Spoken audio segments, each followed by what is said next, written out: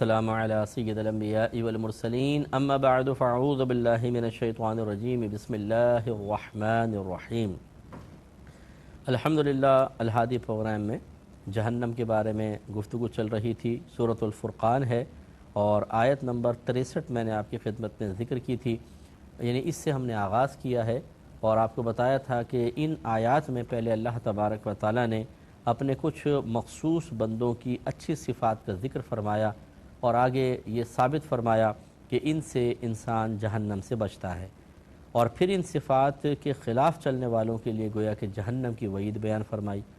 اس کا مطلب یہ ہے کہ ہمیں بھی ان چیزوں کو سمجھنا چاہیے تاکہ ہم ان کے وسیلے سے جہنم سے دور ہوں، اور خدا نخواستہ اگر ان کے خلاف میں مبتلا ہیں تو سمجھ جائیں کہ یہ جہنم کے راستے کی طرف ہم بڑھ رہے ہیں، اس سے ہم رکیں۔ تو اللہ تعالیٰ نے فرمایا وَعِبَادُ الرَّحْمَنِ الَّذِينَ يَمْشُونَ عَلَى الْأَرْضِ هَوْنًا، کہ اللہ کے خاص بندے وہ جو چلتے ہیں زمین پر آہستہ۔ یہ پہلے آپ کو بتا دیا کہ آہستہ چلنے سے مراد ہے عاجزی اور انکساری کا اختیار کرنا۔ تو معلوم یہ ہوا کہ جو عاجزی انکساری اختیار کرے گا جہنم سے بچے گا، جو تکبر اختیار کرے گا وہ جہنم میں جائے گا۔ پھر فرمایا وَإِذَا خَاطَبَهُمُ الْجَاهِلُونَ قَالُوا سَلَامًا، اور جب مخاطب کرتے ہیں انہیں جاہل لوگ تو وہ کہتے ہیں، یعنی یہ خاص بندے کہتے ہیں سلام۔ تو یہ آپ کو بتایا تھا یہاں سلام سے مراد سلام متارکت ہے۔ بعض اوقات ہم کسی کو چھوڑ رہے ہوتے تو کہتے ہیں بس بھائی اب تو تجھے دور سے سلام ہے، تو مراد یہ ہے کہ اب آپ ہم سے دور رہیں، ہم آپ سے دور رہیں گے۔ یہ بھی ایک سلام ہوتا ہے، اس کو سلام متارکت کہتے ہیں۔ تو اللہ تعالیٰ نے دوسری ان کی شان یہ بیان فرمائی کہ جب جاہل ان سے بات کرنے لگتے ہیں، یعنی بحث کرنے لگتے ہیں، تو پھر یہ ان سے بحث میں نہیں پڑ جاتے بلکہ کہتے ہیں ٹھیک ہے بھائی، پھر دور سے آپ کو سلام ہے۔ اس پر بھی توجہ کرنی چاہیے کہ بے جا بحث کرنا یہ سمجھ لیجیے خود ایک جہالت کی علامت ہے۔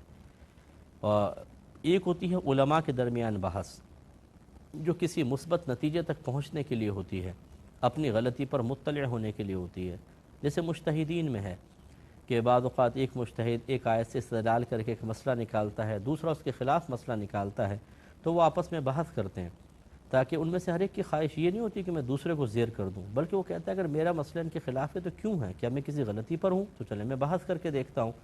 تو یہ ایک مثبت بحث ہوتی ہے جو ایک اچھے رزلٹ تک لے کر آتی ہے۔ یہ صحابہ کے مابین بھی رہی ہے، ائمہ مجتہدین کے درمیان رہی ہے، اور 1500 سال سے لے کر آج تک علماء کے مابین اس طرح مختلف ٹاپکس پر علمی بحثیں چلتی رہتی ہیں۔ اگرچہ عوام اسے بھی کہتی ہے مولوی آپس میں لڑتے رہتے ہیں، تو بھائی لڑتے نہیں رہتے ہیں، وہ بحث کرتے ہیں اور مثبت بحث ہوتی ہے، اور بعض اوقات اس کا نتیجہ یہ نکلتا ہے کہ ایک اپنے قول سے رجوع کر کے دوسرے کے بارے میں کہتا ہے کہ آپ ٹھیک کہہ رہے ہیں، میں غلطی پر ہوں۔ اور کبھی ایسا ہوتا ہے کہ دونوں کے دلائل اتنے قوی ہوتے ہیں کہ دونوں اپنی اپنی جگہ ہزارہا بحثوں کے باوجود سمجھتے ہیں کہ میں بالکل ٹھیک ہوں، وہ کہتا ہے میں بالکل ٹھیک ہوں، تو کہتے ہیں ٹھیک ہے پھر آپ اس پر رہیں، ہم اس پر رہتے ہیں۔ یہ نہیں ہے کہ آخر میں وہ گن نکال کے گولی مار دیتے ہیں کہ اگر چونکہ آپ میری بات نہیں مان رہے میں آپ کو گولی مار دوں گا، ایسا نہیں ہوتا۔ تو جو ہمارے چاروں بڑے ائمہ ہیں، ائمہ اربعہ جو کہلاتے ہیں، امام اعظم، امام شافعی، امام مالک، امام احمد بن حنبل، یہ کئی مسائل میں متفق ہیں، کئی مسائل میں انہوں نے ایک دوسرے سے رجوع کیا۔ امام اعظم تو خیر پہلے کے تھے، رجوع نہیں کیا، لیکن مطلب بعد والے کر لیتے ہیں، اور کہیں ایسا ہوا ہے کہ یہ اپنے اپنے موقف پر قائم رہے ہیں اور کوئی انتشار نہیں، کوئی فتنہ نہیں، ٹھیک ہے کوئی بات نہیں۔ یہ ہمارے موضوع کا یہاں پر یہ موضوع بحث ہے، نہ اس صورت کو بیان کیا گیا۔ یہاں یہ صورت ہے کہ ایک شخص ہے صاحب علم، دوسرا ہے جاہل، یا دونوں ہی جاہل ہیں، ابھی آپس میں کسی مسئلے میں بحث کرنے لگیں، یہ ٹھیک نہیں ہے۔ ایک عالم دین فرماتے ہیں کیا میں تمہیں ایک صاحب علم کی بے بسی کا وقت نہ بتاؤں؟ تو لوگوں نے کہا کہ ضرور بتائیے۔ فرمایا جب وہ جاہل سے بحث کرنا شروع کر دے تو جاہل کو کتنی دلیلیں دیں وہ اپنی اوٹ پٹانگ مارے گا۔ تو ایسے بے وقوفوں سے بحث کرنا، کسی جاہل سے بحث کرنا، وہ ٹھیک کیسے ہو سکتا ہے؟ تو اس لیے اہل علم بحث نہ کریں۔ اس لیے ہم جب مسئلے کا حل بتاتے ہیں کسی کو تو بعض لوگ اسی پر ایک اعتراضی سوال کرتے ہیں، اچھا یوں ہے تو یوں کیوں ہے؟ تو ہم جواب میں پھر اتنا ہی کہتے ہیں کہ بھئی آپ نے بحث کرنی ہے یا مسئلے کا حل معلوم کرنا ہے؟ اگر بحث کرنی ہے تو پہلے اپنی علمیت آپ ثابت کریں کہ آپ ہم سے بحث کرنے کی صلاحیت رکھتے ہیں کہ نہیں رکھتے، تاکہ اتنی علمی دلیلیں پھر ہم آپ کو دیں۔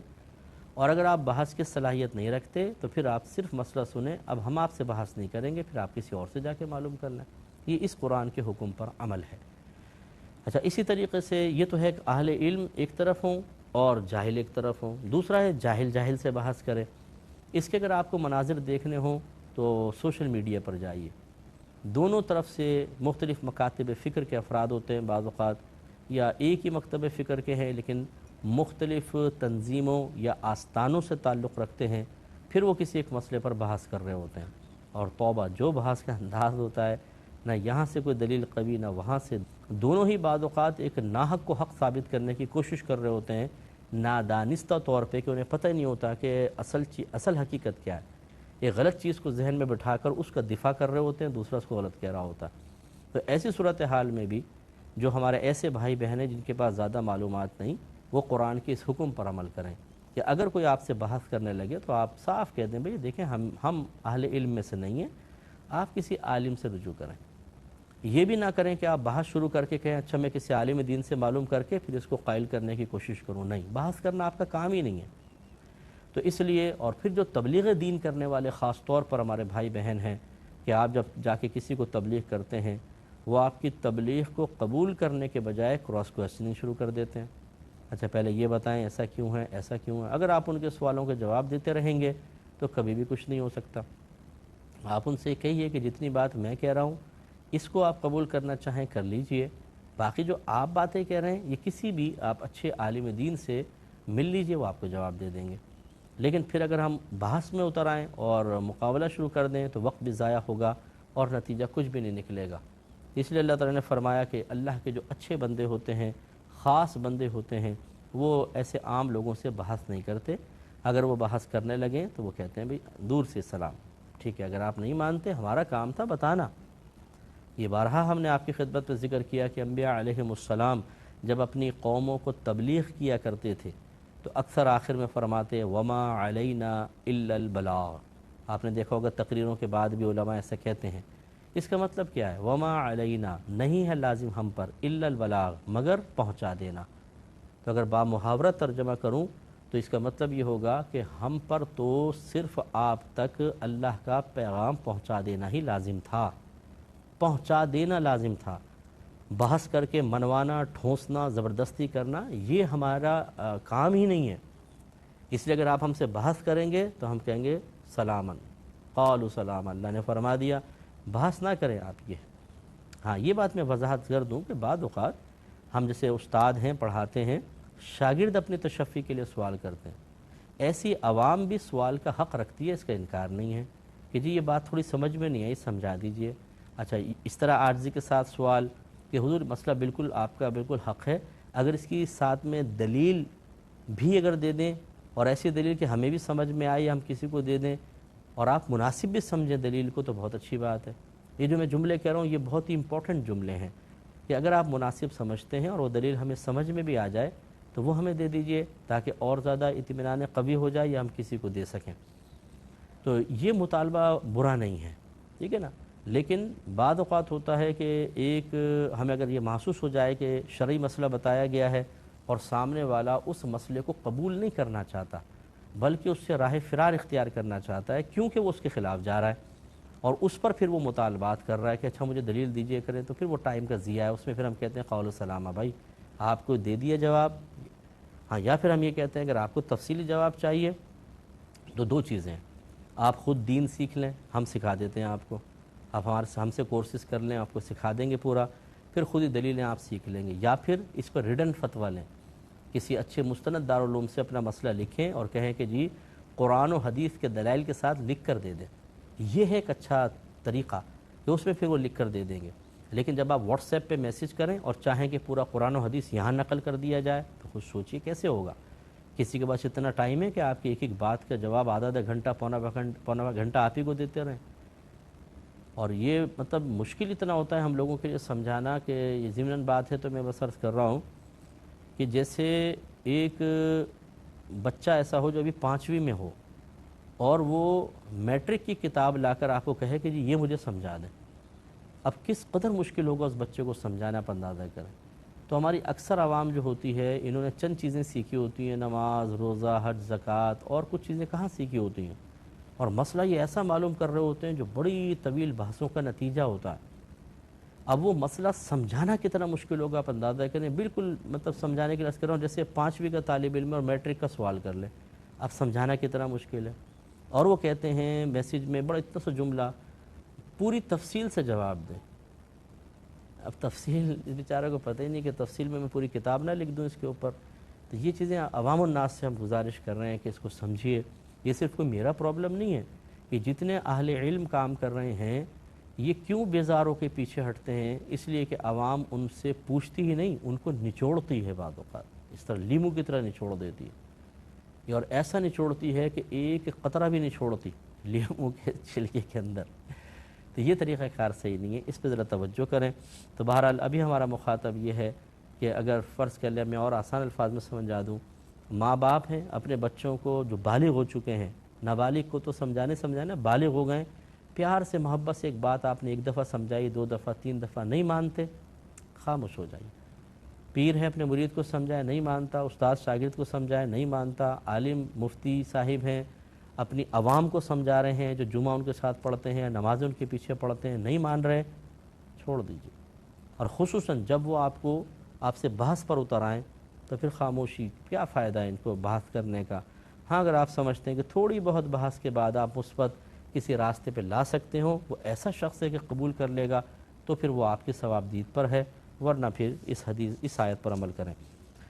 آگے اللہ تعالیٰ نے ان کی مزید صفات بیان فرمائیں کہ والذین یبیتون لربہم سجدا وقیاما، اور وہ جو رات کاٹتے ہیں، رات گزارتے ہیں اپنے رب کے لیے سجدے اور قیام کی حالت میں، یعنی راتوں کو جاگتے ہیں۔ اور اس کے لیے ضروری نہیں کہ پوری رات ہی جاگیں، جیسے تہجد پڑھ لی، کبھی قیام اللیل پڑھ لی، اور وہ بھی اس کے لیے کہ جس کے پاس اگلے دن کوئی بہت زیادہ مصروفیت نہ ہو، ورنہ جیسے علماء ہیں جو اگلے دن پڑھانا ہوتا ہے، ان کے لیے پوری رات سونا یہ ہزارہا تہجدوں سے بہتر ہے۔ اچھی طرح یاد رکھیں، بعض اوقات ہم صرف نفلی عبادات کے ارتکاب پر استقامت کی بنا پر اپنے آپ کو ایسے اہل علم سے افضل سمجھنے لگ جاتے ہیں جو اس قسم کی نفلی عبادات نہیں کر رہے۔ مثال کے طور پر ایک عام آدمی ایک عالم دین سے پوچھے جو بچوں کو تدریس کر رہے ہیں، دین سکھا رہے ہیں، عالم بنا رہے ہیں، مفتی بنا رہے ہیں، کہ حضور آپ اوابین تو پڑھتے ہوں گے؟ نہیں۔ روزانہ قرآن کی باقاعدہ 1-2 رکوع کی 1-2 سپاروں کی تلاوت تو کرتے ہوں گے؟ نہیں۔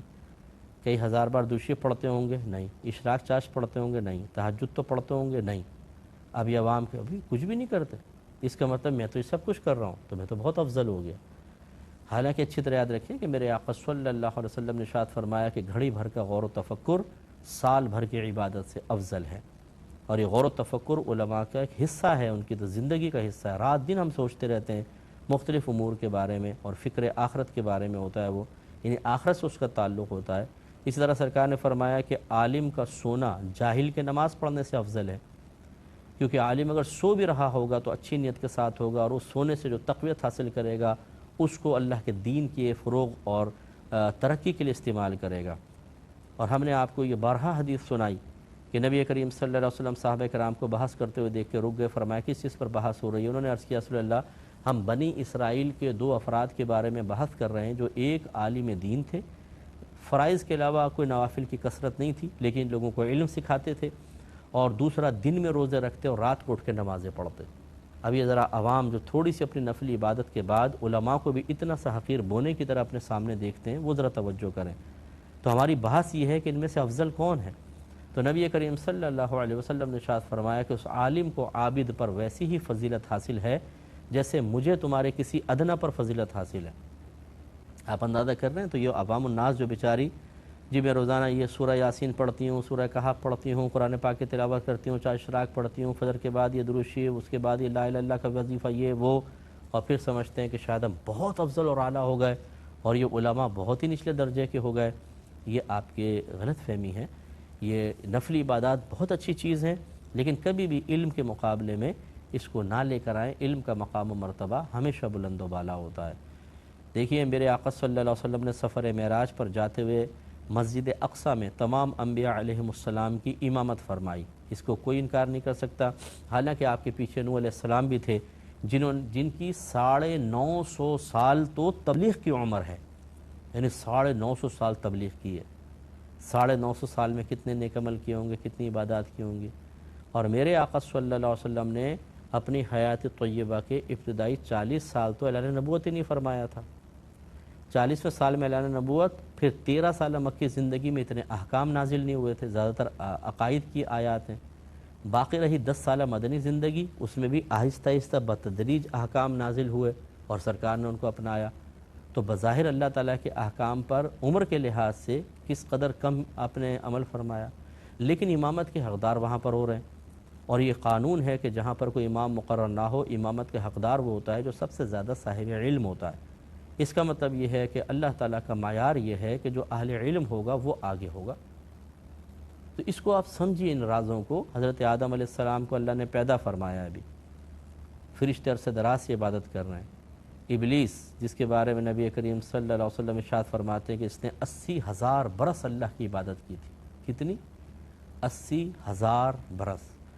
اور زمین کا ایک چپا بھی ایسا نہیں چھوڑا تھا جہاں اس نے سجدہ نہ کیا ہو۔ اور یہ معلم الملکوت کہلاتا تھا، فرشتوں کو استاد۔